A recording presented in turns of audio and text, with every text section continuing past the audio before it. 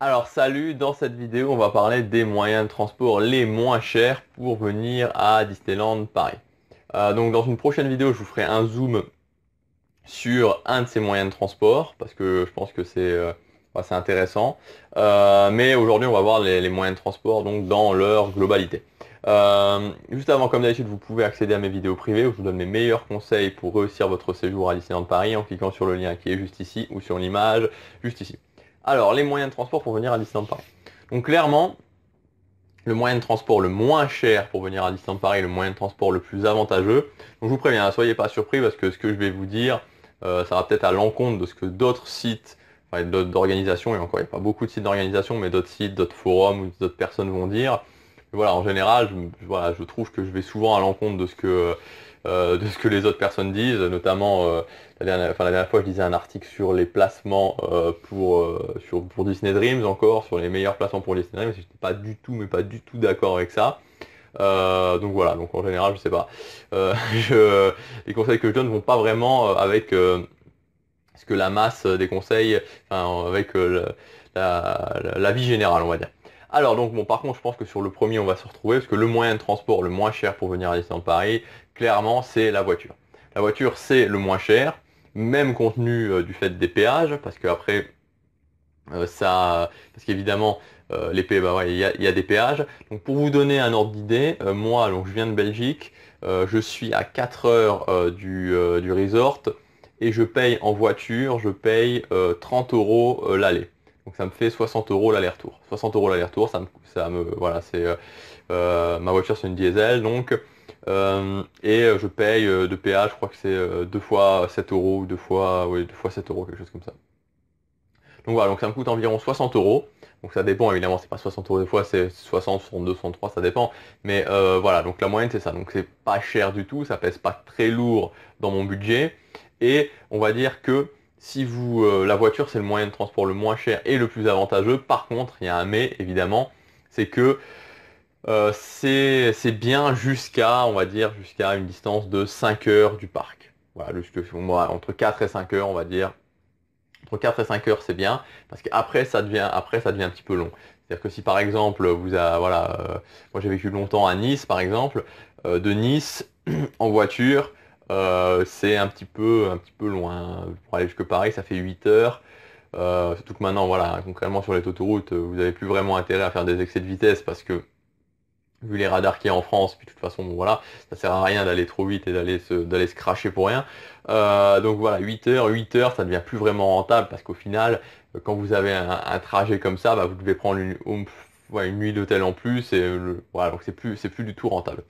Donc voilà, donc pour moi, la voiture, c'est le plus avantageux, surtout que la voiture, ce qui est bien, c'est quand vous êtes, enfin, plus vous êtes nombreux quelque part, enfin, je vais pas vous mettre à 12 dans une voiture, mais plus vous êtes nombreux, bah, plus c'est avantageux, c'est-à-dire que nous, par exemple, bah, on y va tout le temps à deux. Je vais à Disneyland Paris avec ma copine. Mais si vous êtes plusieurs adultes, évidemment, bah, voilà, vous partagez les frais. Donc au lieu que ce soit, vous êtes deux couples par exemple, au lieu que ce soit 60 euros pour moi, bah, ça serait plus que 30 euros. Donc la voiture, c'est génial. Et en plus, voilà, c'est plus vous êtes nombreux, plus c'est avantageux. Ensuite, deuxième moyen de transport, le train. Alors moi, je vais vous dire honnêtement, le train pour moi, c'est le plus mauvais plan pour mon Disneyland Paris. Parce qu'on croit que c'est pas cher, mais en fait, c'est assez cher le train. C'est vraiment, enfin, je trouve qu'au jour d'aujourd'hui, le train, c'est le moyen de transport qui reste le plus cher. Donc, euh, hormis si vous utilisez le TGV Ouigo, donc le Ouigo, voilà, c'est le TGV low cost où vous allez payer des prix qui sont dérisoires. Bon, alors le problème du Ouigo, enfin, le problème, c'est qu'il sillonne seulement l'est de la France. Donc, je ne vais pas vous dire de bêtises, mais je l'ai jamais pris, mais je crois que il fait donc par la vallée jusque Avignon, puis il y a une partie qui part à Nîmes, il y a une partie qui part à Marseille, je crois que c'est ça, c'est quelque chose comme ça, ou jusque Marseille, c'est tout. Enfin bon bref, voilà, donc c'est vraiment un trajet particulier. Il y a Lyon aussi, donc ça reprend quand même des grosses villes. Mais si vous habitez par exemple à Bordeaux, ben voilà, vous pouvez pas prendre le Ouigo. Euh, donc voilà, et hormis le Ouigo, bah c'est pas super avantageux de prendre le train. Moi je vois par exemple, même si donc moi d'où je viens, bah, c'est le Thalys, faudrait que je prenne le Thalys, ou alors je pourrais aussi prendre le TGV, mais il faudrait que je change à Bruxelles. Bah, si je fais un aller-retour en train, même en réservant d'avance, ça va me coûter au moins, allez, un minimum de euh, 80 à 100 euros par personne. Au moins 80 à 100 euros par personne. Donc on va dire qu'en moyenne, ça va me coûter 200 euros l'aller-retour pour deux.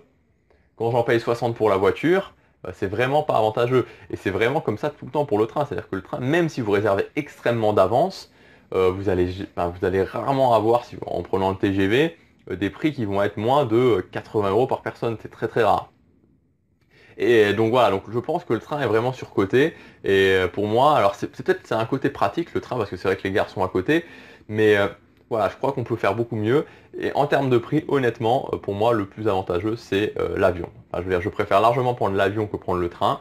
Euh, alors évidemment, il y a le côté qu'on n'arrive pas juste à côté, et que bon bah dans l'avion c'est un petit peu, voilà, il faut arriver à l'aéroport, il faut mettre ses bagages, etc., qu'il n'y a pas dans le train. Et évidemment, vous gagnez quand même, parce que si vous partez, mettons, de Toulouse en train, ou si vous partez de Toulouse en avion, ben, ok, vous allez devoir arriver à l'aéroport 1h30 à l'avance, mais vous n'allez pas non plus perdre un temps fou. Donc voilà, donc pour moi l'avion c'est vraiment un moyen de transport super avantageux. Tout que maintenant il y a pas mal de compagnies comme EasyJet qui ont sorti des billets flexibles. Donc vous payez un petit peu plus cher, mais ça va rester moins cher que le train et vous pouvez changer votre billet presque à volonté. Donc voilà, donc faut essayer vraiment de considérer l'avion si vous êtes à plus de 5 heures si vous êtes à plus de 5 heures, essayez de considérer l'avion et particulièrement si vous êtes dans l'ouest de la France, ça peut vraiment être pas mal. Je ferai justement une vidéo, donc je pense que je la mettrai en ligne sur YouTube, où pour les principaux aéroports, je vous donnerai les compagnies qui sont vraiment intéressantes pour aller jusque Paris en avion. Voilà, écoutez, c'est ce que je voulais vous dire dans cette vidéo. Donc évidemment, la voiture, ça reste le moyen de transport le plus avantageux, particulièrement si vous êtes deux aussi pour conduire, parce que ça diminue la fatigue. Et voilà, essayez aussi essayez de regarder les prix d'avion, parce qu'en général, c'est vraiment, vraiment sympa. Vous pouvez aussi recevoir gratuitement mes meilleurs conseils avec ma série de vidéos privées qui ne sont pas sur YouTube. Pour ça, il suffit simplement de cliquer sur le lien qui est juste en dessous ou sur l'image ici. Et on se retrouve demain pour la prochaine vidéo. À demain.